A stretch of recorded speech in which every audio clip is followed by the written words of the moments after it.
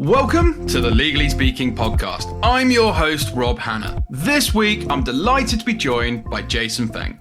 Jason is a front-end construction lawyer at Pinson Masons in Sydney, where he works closely with contractors and principals to de-risk and deliver successful projects. Outside of his day job, Jason creates a wealth of content to help both junior and aspiring lawyers tackle the job and overcome the struggles that they are commonly faced. Jason also runs free monthly webinars where he gives practical advice to current and aspiring lawyers. So a very, very warm welcome, Jason. Thanks, Rob. Glad to be here. Absolute pleasure. And before we dive into all your amazing achievements and everything you've done within the legal industry to date, we do have our customary icebreaker question here on the Legally Speaking podcast, which is, on the scale of 1 to 10, 10 being very real, how real would you rate the hit TV series Suits in terms of its reality? I got to give it a solid 2, especially after the pandemic and how we work now. Right now we've been doing like multi-billion dollar deals in pajamas. I don't think any of that pops up on the show. I think my favorite part was, when they have those like all-nighters of doc review or whatever they need to do, and then they just time skip it. Yeah, you're not really time skipping it. You're kind of just living that whole 8 to 10 hour process. So you don't have those really nice chunky tumblers and whiskey jars and those like slick suits at home and looking out across all these beautiful buildings and so forth. Yeah, no, not as much anymore. I think it's way more comfortable now.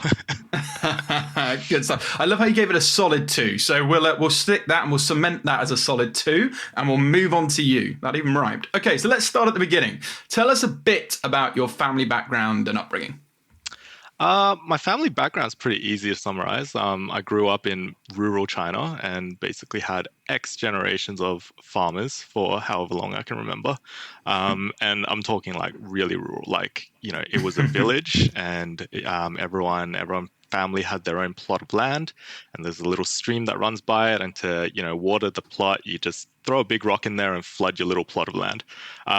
So that's basically my whole family history up until my parents, who managed to migrate to Australia, and from their hard work I was actually able to be the first lawyer in my family. And I guess choosing to be a lawyer, it's a pretty common story, but not one I'd really recommend to anyone who's thinking about it.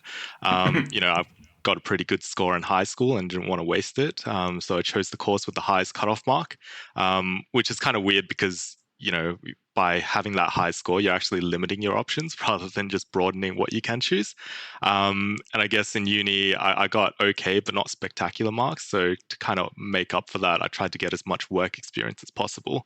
I worked in everything from community legal centers to in-house to suburban law firms, big law firms, even tried a few side hustles, trying to sell travel products and actually, I think, renting out graduation gowns at one point. So, it was a bit of a mix of trying everything I could.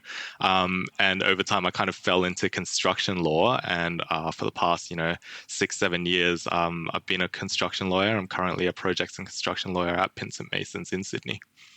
Yeah, and you're doing a wonderful job. And thanks for giving us that detailed overview and bringing us up to the present day, because that kind of segues nicely to my next question. I was going to be around, did you always want to be the lawyer, and why did you choose to pursue a career in construction law specifically?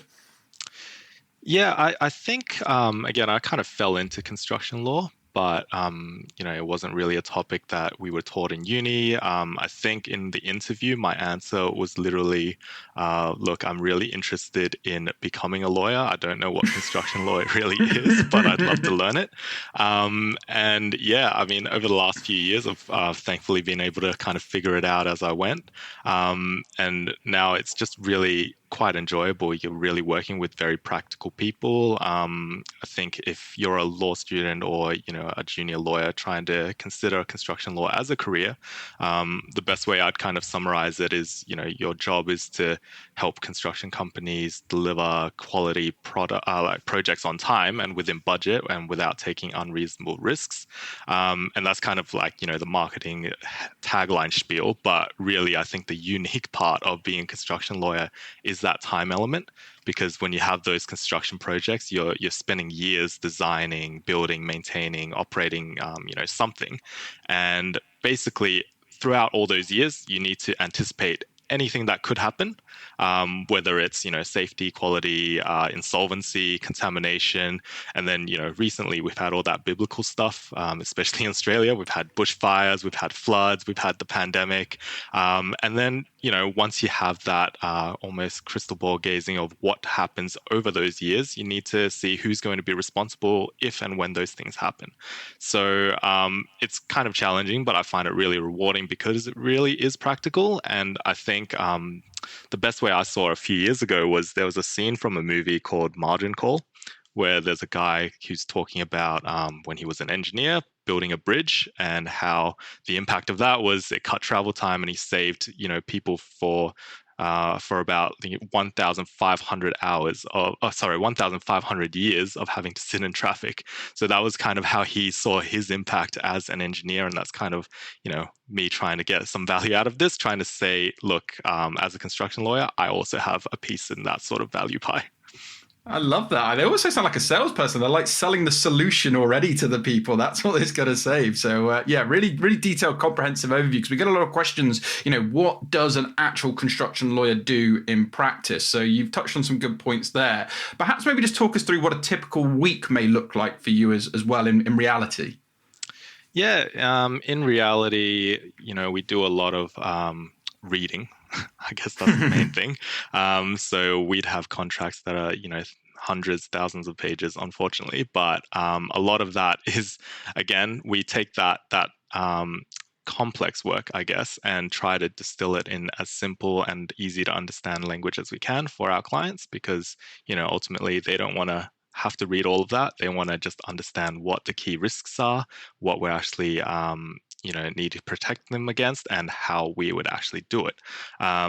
So that's one big part of it. And then the other part is, I guess, trying to help our clients actually win work. So that's working directly with the procurement teams, with the commercial teams, saying, look, here are the key risks of the project. Here's the things that you might want to price. Here are the negotiation points that we might need to hit. And then ultimately stepping in and trying to find out what would make the most sense for us to give a reasonable price at a high quality to actually try to outbid all of these other, construction companies to win the work and not take on too much risk. So I guess that's kind of the main task that we do in a nutshell. It's pretty high level, but without having to have you guys dive into exactly which words mean what things, I think that's the best overview we can do. Yeah, no, and thank you for that comprehensive overview. And you mentioned the word procurement. I always raise my eyebrows when I see procurement, because before I started my legal recruitment firm with Casey Partners, I was in the procurement and supply chain world, and I did a lot of recruitment in that space and used to work with a lot of contract managers and people working on those construction contracts and things like that. So I've always been interested, and then working with construction lawyers as well. I find it fascinating. But for you, before becoming an associate at Pinson Masons, you worked at various other legal roles, and you touched on this briefly, and you initially started your career as a paralegal, I believe, at HWL Esbers Lawyers. What was that like, and what experiences did that provide you with? That was actually really helpful for me to actually get my grounding as a lawyer. I guess that was the one where I stepped into that construction role and said, hey, I don't know what I'm doing, but I'm willing to learn it. And I actually stayed there for about 6 years. So going from paralegal to, graduate to solicitor to associate there as well. I think being able to actually work there for those number of years, it's really good, because we got a lot of opportunities that I wouldn't have if I just, jump firms and try to progress at different levels at that time. I think I've managed to go on a number of secondments, actually really understand the clients, really work through entire construction projects over those number of years as well. So being able to see something from start to finish over 6 years really gave me an understanding of everything that I could expect from an entire construction project, rather than just dabbling in different parts of it. I actually really enjoyed learning in depth about the different clients we had and the sectors, and have a deeper understanding than if I didn't stay there for that long. Yeah, and thank you for sharing that. And I think again, it just shows how valuable getting any experience or getting paralegal experience or some form of experience can really help bolster your career. It's the building blocks. So it's really valuable insights. So really appreciate you sharing that, Jason. And you mentioned as well you've completed a number of secondments, and you most recently as a legal counsel to Ventir, I believe. Tell us more about your work here and what it's like, and how does that I guess secondment compare to your usual practice of work? Yeah, I think that was really interesting, and I really enjoyed secondments because it really gives you a good opportunity to understand the business side of the things that you're actually working on. So, for example, instead of just reading a contract and then providing recommendations and saying, "Hey, this might be good," you're actually sending it off and talking to the project teams, walking through all the risks, and then saying, "Hey, we need to do this, and this is exactly how we might need to do this so that we get these results." It's really acting on the recommendations that we provided rather than just, providing them. And I think there were all these things that I didn't expect to learn on secondments as well that were just super practical and weren't really thought of in law school. So, things like, hey, we need to make sure that we're getting paid and the time that we're getting paid so we can pay other people. And hey, there's an internal process to actually approve things. We can't just, meet client deadlines. We also have to make sure our director knows exactly what's going on because he takes the risk on things. We need to go find him and, brief him and provide the time, and he can sign off on that risk. And, just all those different layers of interaction that you never really get in a private law firm as well. Just being able to see those day-to-day things and actually talk to the project team and understand what their issues are was just super interesting. Yeah, no, it sounds fascinating, and I absolutely love the fact that you're sharing so much of the value you've had and the decisions you've made throughout your career and how that's benefited you up to the present day. And I guess that nicely leads on to how you're giving back to the legal community, because alongside your thriving practice, you also create an abundance of resources for both junior and aspiring lawyers, particularly on LinkedIn. And you've previously discussed that your decision to create this platform was part down to the problems in the current training process. Can you give our listeners a brief overview of the current process and why it necessarily isn't the best? Yeah, and I think this is something that, at least when I talk to my mates in law, they've kind of said it was a common thread as well. Was, we go to law school and it kind of teaches you how to think like a lawyer, but it doesn't really prepare you for the actual tasks you need to do in a modern legal workplace. They don't teach you things like how to take instructions or how to enter time so that's not written off, document management, even basic things like asking for leave, because, obviously coming out of law school, this might be your first proper job ever. So, all of these processes you're not really taught in law school. So a lot of the learning is actually through that experience of trying to figure it out. And, you're working with really smart people. There's an internal and I guess an external pressure to be perfect, produce perfect work. Sometimes there's really urgent deadlines, and all of this contributes to, the reality of you're going to be making mistakes as you do the job. And the learning process and getting that experience is actually to make those mistakes and not repeat them in future. But really, what that means is it's super, uncomfortable sometimes to actually work in a law firm. It's really gives off that insecurity, that lack of confidence. There's a reason that the phrase imposter syndrome pops up a lot, because if you're following that sort of learning process, you're just always a bit worried that, is it me? Am I the one making this, these mistakes because I'm not good enough? But really, that's the learning process in a law firm. But I think again, that sort of learning process isn't the best for, lawyers' mental health, for junior lawyers feeling comfortable, feeling like they're learning, feeling like they're actually doing well in their job. And then the other side of things was, the formal law firm training that you're given by senior lawyers. You'd find that a lot of them are just brilliant, right? They've got 10 plus years of experience, they're comfortable, they've got their practice, they know how to do the job. So they're the best people to teach you, right? But again, they might be geniuses, they might have had established networks, they might have just not been as relatable to the graduate who's making the mistakes all the time. And that way, it's just not advice that junior lawyers feel that they can actually action. And I think, you might have seen this as well in your work as a recruiter. Like, there's a bunch of advice out there for junior lawyers that isn't actually that actionable at all. Like, they sound really good, but it's things like, finding a mentor is great, or attention to detail is essential. But what am I meant to do with that, right? And I remember, early on in my career when I felt like I was struggling, I would actually Google these sorts of things, like these lawyer tips. And there was an actual article that, their top tips was impress your colleagues, learn to manage time and expectations. Fill any free time you have during the day to develop your legal knowledge base. I'm like, well, okay, but what does that mean, right? Like, how do I actually do these things? So that's kind of my experience with the current law firm training in at least the environments that I've worked in, which is fine, and it works obviously for a lot of lawyers, but it's just not a comfortable process to go through. Yeah, no, and again, thank you for being so open about that, because the more education, the more we can give real life tangibles to the aspiring and current practicing legal community, the better. So really appreciate that. And now, time for a short quiz. Can you guess how many of your prospective clients now expect to work with you online? If you guessed almost 4 out of 5, or 79%, you got it right. Want to learn more about where the future of the legal profession is headed? Then leading practice management software provider Clio has just released a resource I think you're all going to love. In their 2021 Legal Trends Report, they compiled data from tens of thousands of legal professionals to chart the major upcoming trends for law firms. The annual Legal Trends Report is released every October, and you can get your copy for free at clio.com/legal trends. That's CLIO.com/legal trends. Now back to the show.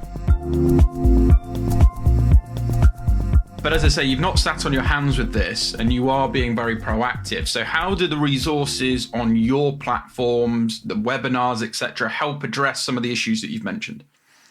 Yeah, I think, as a matter of my own career, I figured that I really needed to get this sort of stuff right. I wasn't feeling that confident. I needed to actually find out a way to learn that would work for me. And luckily, I worked with really good partners and senior colleagues. But the most, the amazing ones for my own learning were the mid-level lawyers who, a few years above me. They actually taught me, the ropes, the mistakes that could have been made, that sort of thing. I'd love to say that kind of made me the most amazing junior lawyer ever. But I think my superpower was really being the perfect average junior lawyer. And I think that's been really good for me, creating resources that I guess resonate with other junior lawyers now, is because I've made those mistakes, because I wasn't that super genius who got it from day one. And now I'm pretty good at breaking down all those steps and all those mistakes and all those things into practical step-by-step guides that anyone can follow, because I had to follow them. So now my approach is really to try to give a heads up on all those common situations that junior lawyers find themselves in, and how to deal with them. And as part of that, show other junior lawyers that they're not alone with dealing these things. They might feel a bit insecure or have a bit of lack of confidence because of this, but again, it's part of the natural learning process, and we can all see it. And I think, because I'm only a few years above them, I'm also able to share what I'm learning as I go, so that it just keeps going as the years go by. So that's kind of my approach, and I think it's kind of working. So yeah, happy to keep it up. I'd say it's definitely working. I think what you're doing is invaluable, and you're making an immense impact as much as you can. But of course, this is a broader, I guess, educational topic we need to sort of talk about. So what do you think should be done more generally to address some of these issues in the sector? I.e., should the law schools be providing more practical training for the workplace to get people ready-made?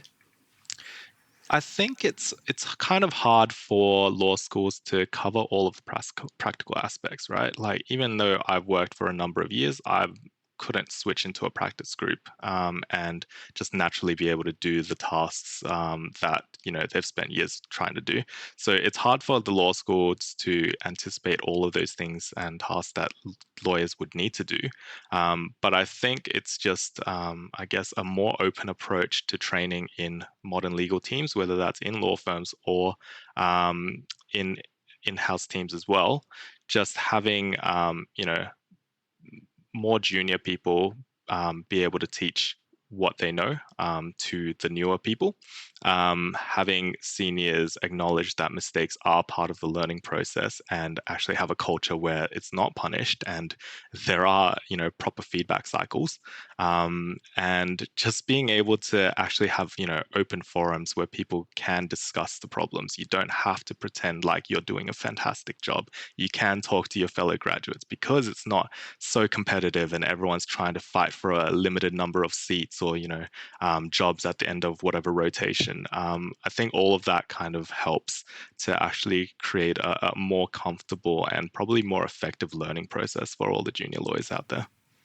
Yeah, no, I couldn't agree more. And that, again, really, really good advice and suggestions. And I know off air, we talked about the importance of junior lawyers becoming an authority in their teams, lawyers becoming an authority in their teams. Yeah, and this is something that I probably wish I had done earlier in my career. Because I think as we've kind of worked in the law for a few years, you kind of feel like it's a bit of a reactive way of developing your career. Like, you get expertise in the work that you've been given. You learn the clients that you get to work with. You don't really get to take a proactive approach to certain things, which, that's the feeling. But now I've realized, you really can do these things, even if you're just a few months into your team. And I think it's surprisingly easy now that I reflect on it to actually position yourself to be the go-to person for something in your team, whether it's a particular industry news, client information, a particular area of the law, being the legal tech person, all that sort of stuff. I think you can do from day one.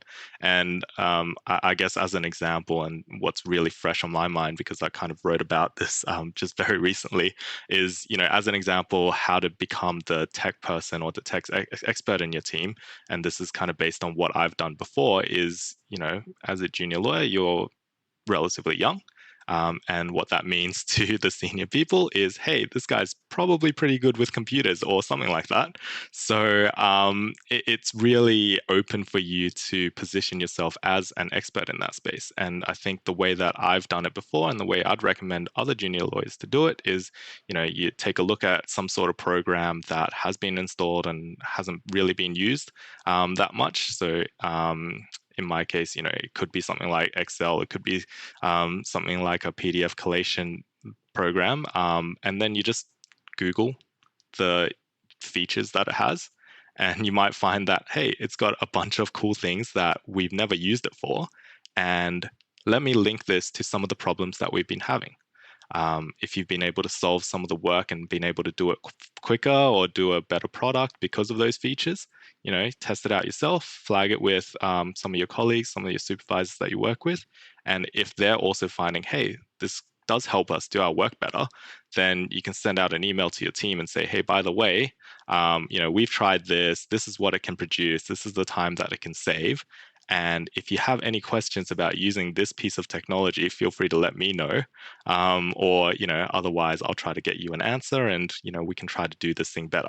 And that way, top of mind, someone has an IT problem with that program or they're doing that sort of task, they'll think of you.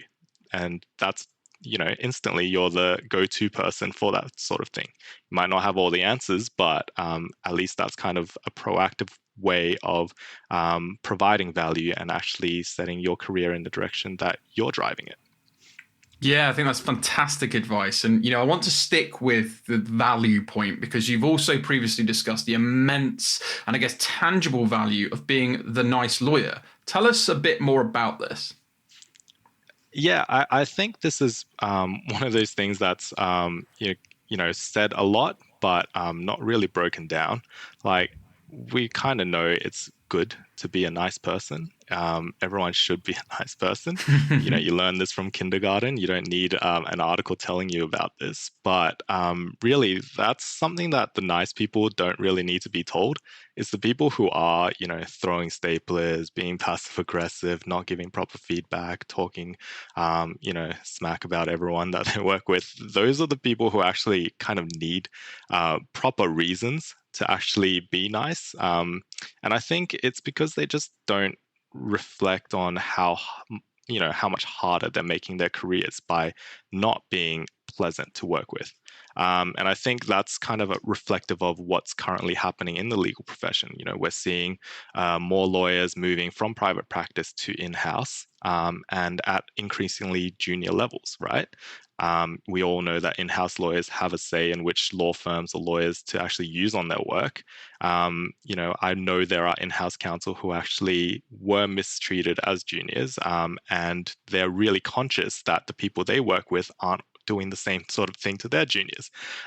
So again, it's limiting the clients that you have. They're losing their view of you. They're treating you like the people that they don't want to work with. And then the other side of it is it's currently harder than ever to actually keep talent, right? We're hearing all those stories where law firms are desperate to actually keep the people that they do have. They're offering massive pay raises and bonuses just to keep the people employed. And if you're the mean person who is driving away juniors, driving away other lawyers, just making it generally unpleasant in your team, you're a cost center. You're making them lose talent, and that talent is really expensive and slow to replace. And if you develop a reputation like that, well, everyone who's going to look at you is going to think, hey, you're probably responsible for a really big portion of costs. And I'm not sure if the value you're providing and the clients you're bringing in really justify all these costs that are actually, occurring because of how you're behaving. So I think, in the future, there's going to be massive karma hits where, there's going to be partners or people wanting to be partners who have treated their juniors poorly, finding out those juniors are now gone in-house to their biggest client, and suddenly, hey, we don't really want to work with you anymore. So that's kind of what I mean by, those tangible costs. And I think as that's being realized a bit more, we're going to see a massive culture shift as well. Yeah, and I think you make some really good points there, and also sort of talk a little bit about the Great Resignation, which obviously we're reading and seeing and in the thick of as ourselves as recruiters at the moment. And keeping hold of talent is one of the biggest challenges law firms who refuse to embrace and really put their people before profit. So it's going to be interesting to see how things go. For any junior lawyers listening, what advice do you have for how they can add value and get their career off from the right the way from the start? I think it is really nailing those basic things, right? So going in, understanding you don't need to be technically perfect, but you need to be responsive to things. You need to be reliable. You need to show initiative. And what I mean by that is, some of the main things that you would be doing from day one to show that you're the best person ever to work with is responding to emails saying, hey, I've acknowledged it. I'm willing to do it. Here are the timelines that I can do it in. It's taking proper instructions so that you're, giving the right things at the right times to the right people. It's really just showing that you're willing to be involved. You're not just sitting back and waiting for someone to give you work. You're actually interested in learning and trying to get involved in as many things as possible. So, sending out those emails to the people that you'd like to work with, saying, hey, I'm here, I'm new, but I'd really like to learn a bit more about your practice and get involved in some of the work that you're doing. All of those things, as long as you're demonstrating that you are willing to learn and you're willing to put in the work, is really just setting you up for success from day one. So you can dive into the specifics of what type of work people are doing, how to do it better. But really, if you're approaching it with that sort of attitude, then you're going to be providing value no matter what you do. Yeah, and I love the word that you say, attitude, because one of my first mentors when I was in the sporting world, when I was growing up and playing competitive sports was, AIE, attitude is everything. If you can actually manage your attitude to anything in life, then you're going to go places. So completely agree. So I want to kind of ask a couple of final questions, before we look to wrap up. What gains do you get by giving back by all these platforms and all the work you're doing? Yeah, I'm getting a lot actually. Just I don't want to be the lawyer who over time kind of forgets the foundational things. I think a big part of being a successful lawyer is being a good manager and being able to, understand what your team is going through, what your juniors are going through, and actually empathizing with their situation. So, forcing myself to go back a few years and saying, hey, these are the things that I'm learning. This is how I'd approach it. These are the problems that I've faced is really, I'm hoping, keeping me in touch with, the juniors I'm working with so that, we can produce the best work possible and they enjoy actually working with me and learning from that experience. And then I think the other side of things is, this is the way that I know how to add value, right? I may not be the best technical legal person and may not be able to write and summarize all the law out there. But I know these practical steps that are actually helpful. And if I can connect with more junior lawyers who are finding this helpful, then hopefully over time, that expands, our networks together. And, it's just been a great way to actually meet new people as well without, cold calling or trying to shake hands at a networking event, which I was just terrible at. This is kind of, yeah, again, my way of giving back and the way of networking that I'm comfortable with. Yeah, and I think that's really good advice, and it's applicable to all industries. You're talking about the value of content creation and actually adding value to a community and removing very historical, old school ways of business development, like you say, through old school cold calling or going to networking events face to face and being really kind of insecure and not sure about going to them. The future is digital. The future is content. The future is create. If you create more curiosity, if you create a community, you can have a lot more people coming to you rather than the old school years of basically waiting and chasing and chasing and chasing. And that's why, particularly with our agency, we switched up our game. And that's why we've got the Legally Speaking podcast. We want to bring content, help educate, inspire, and entertain people. And as a result of that, hopefully we're top of mind for when we're needed. Jason, it's been awesome having you. I just want to ask one final question. What's one piece of advice you would like to leave our listeners with? I think it's don't be afraid to take control of your career early. So yes, spend the time doing the work, react to all the things that you're being given, try to learn as much as you can from it. But I think definitely set aside some time for yourself to actually, push your career in the direction you want it to go. Whether that's, hey, I'm interested in legal tech, so I'm going to become that person, or I'd like to learn this area of law a bit more and develop a practice that way. And, I'm really good with clients, so I'd like to do a bit more business development work. I think all of that is just so important from a young age and it just compounds over time. So the earlier that you can start taking those steps yourself and not expecting things to be given to you from that law firm and actually having to react to it is just better. It's that mind shift and taking those steps earlier and having that habit that I think is just going to be valuable as time goes on. Absolutely love that. That's fantastic advice, because I always say, if it's meant to be, it's up to me. You've got to take self-accountability for anything in your life. And, if you're going to take that accountability, you're not afraid to take that accountability and actually invest in yourself and start early, you'll go far. Sensational. Jason, if people want to follow or get in touch with you about anything we've discussed today, I'm sure they will. What's the best way for them to do that? Feel free to shout out any website links or relevant social media handles, and we'll also share them with this episode. Yeah, if you're looking for how-to guides for junior lawyers or longer form articles, feel free to check out my website, practicinglawoneword.com.au. Otherwise, feel free to connect with me on LinkedIn. That's where I write a fair few of those shorter form practical tips and actually manage to have a conversation with people. Yeah, well, Jason, I thoroughly enjoyed our chat today. Thank you so much for coming on the show. It's been a real pleasure having you on. So from all of us on the Legally Speaking podcast, wishing you lots of continued success with your legal career and future aspirations. But for now, over and out.